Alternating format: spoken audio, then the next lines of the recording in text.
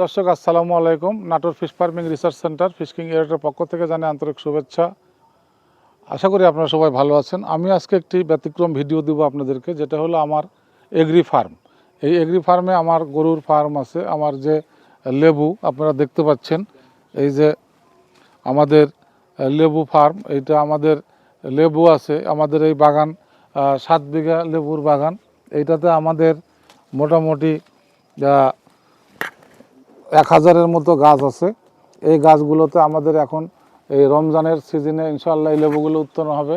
আজকে ফেব্রুয়ারির 8 তারিখ। আজকে আমাদের এই লেবুগুলো আমরা ফুল এবং আমাদের কুড়ি, আমাদের ছোট সাইজ, আমাদের বিভিন্ন সাইজের লেবুই কিন্তু আমাদের গাছে আল্লাহর রহমতে আছে। এবং আমরা এই চারাগুলো উন্নত মানের চারা, যে চারাগুলো আমরা সারা বাংলাদেশব্যাপী সরবরাহ করে থাকি।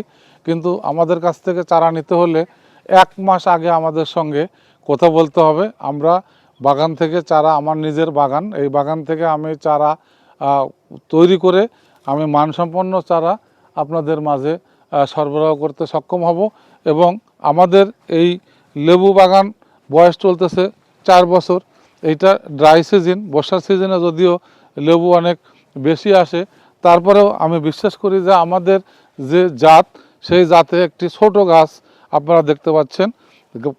পাতার চেয়ে লেবুর পরিমাণ গাছে আল্লাহর রহমতে অনেক বেশি আছে। এবং আমাদের এরকম যে গাছেই আমরা যাব না কেন, সেই গাছেই আমাদের ঝুমকার মতো। আমাদের এগুলো কৃত্রিম না, এগুলো বাস্তবে আপনারা দেখতে পাচ্ছেন। এগুলো সব ঝুমকার মতো, ঝুমকার মতো প্রত্যেকটা গাছে লেবু ধরে আছে। এবং লেবু চাষি ভাইরা যিনারা সারা বাংলাদেশব্যাপী লেবু চাষ করতে চান, তিনারা আমাদের কাছ থেকে আপনারা চারা নিতে পারবেন। এবং আমাদের কাছ থেকে যে চারাগুলো আপনারা নেবেন, এটা সিডলেস চায়না 3 জাত। এটা আমাদের হলো সিডলেস চায়না 3, বিচিবিহীন, যেটা আপনার লেবুটা কাটার আগেই কাঁচি বা হেসে বা যে কোনো বা চাকু দিয়ে ধরলেই দেখা যাবে যে আপনার এই লেবুগুলো ঝপঝপ করে রস ইনশাআল্লাহ পড়তে থাকবে। এগুলো এখনও ম্যাচিওর হয়নি, এগুলো আরও বড় সাইজ হবে। আমাদের প্রত্যেকটা গাছেই ইনশাআল্লাহ, এখানে আমার একটা ভেড়ার ফার্ম ছিল, এই ভেড়া ছেড়ে দেওয়ার কারণে অনেক গাছের ছাল খেয়ে গাছগুলা ক্ষতিগ্রস্ত করেছিল।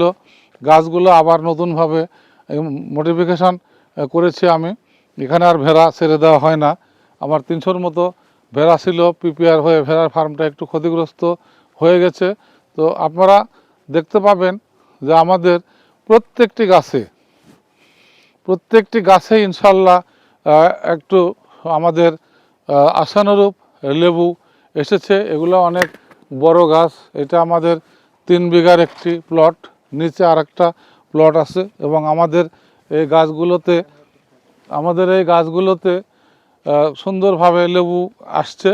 আপনারা যারা লেবু চাষ করেন, আমাদের কাছ থেকে লেবু চাষ যারা শুরু করেছেন, তারা আমাদের কাছ থেকে পরামর্শ নিতে পারবেন। কারণ এখন যেহেতু এই সিজনগুলোতে কিন্তু দেশি লেবুর পরিমাণটা কম, যার কারণে আমাদের এই চায়না 3 লেবুর চাষ দিয়েই গোটা বাংলাদেশটা আমাদের চলবে। এবং আমরা আশা করি যে আগামী রমজানের শুরু থেকে শেষ পর্যন্ত আমার এই 6 বিঘা বাগান থেকে 1.5 লাখ থেকে 2 লাখ লেবু ইনশাল্লাহ এবারে উত্তোলন হবে বলে আমি আশাবাদী। এবং আগামীর যে কোনো চাষি ভাইদেরকে আমি একটি কথা বলবো, যে যেনারা আমরা পুকুর চাষ করছি, যেনারা আমাদের কাছ থেকে এয়ারটন নিয়েছেন, আমাদের কাছ থেকে পুকুর চাষ করতেছেন, তাদের পুকুর পাড়ে 100, 200, 300 গাছ যদি আপনারা এই লেবুর গাছ পাতলা পাতলা করে লাগান, তাহলে নিজেরা খাওয়ার পাশাপাশি এটা কিন্তু প্রতি সপ্তাহে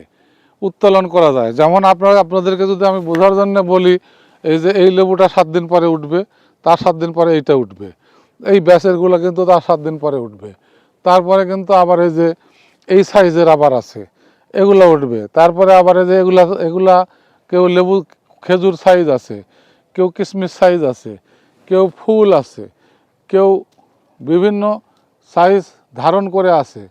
তো তাদের উদ্দেশ্যেই আমি বলবো যে আপনারা যারা এই উদ্যোক্তা হতে চান তাদের জন্য কঠিন কিছু না, কারণ তাদের সবারই পুকুর আছে, মাছ আছে, তাদের পুকুর পাড়ে শুধু আমাদের এই গাছগুলো 50, 100, 200 লাগানো থাকবে। পাশাপাশি হয়তো মাঝে মাঝে কলা গাছ থাকবে। ইনশাল্লাহ আপনারা এইরকম উৎপাদন আপনারা নিয়ে যাই। এইটা আমাদের রমজানের প্রথমের আগে আমরা এই সাইজগুলো আমরা বেছে বেছে তুলে ফেলবো। এই যে এগুলো সব উঠে যাবে। আর পরের স্লটে এগুলো হয়তো রমজানের প্রথম দিনে বা পরের দিনে 2 একদিন পরে উঠবে, তারপর পরের স্লটে এরকম উঠবে। তো এইভাবে কিন্তু আমাদের গোটা বাগানেই একটা সুন্দর পরিবেশ আছে, আপনারা দেখতে পাচ্ছেন। এবং এটা আমার একটি স্বপ্নের বাগান। আমি কৃষি উদ্যোক্তা হিসেবে আমার জীবনের শুরুতে মাছ, মুরগি, হাঁস, গরু, লেবু, বিভিন্ন এগ্রিকালচার, কলা গাছও আমার আছে, সুপারি গাছ আছে, আমার ধার দিয়ে সুপারি গাছ লাগানো আছে, দেখতে পাচ্ছেন।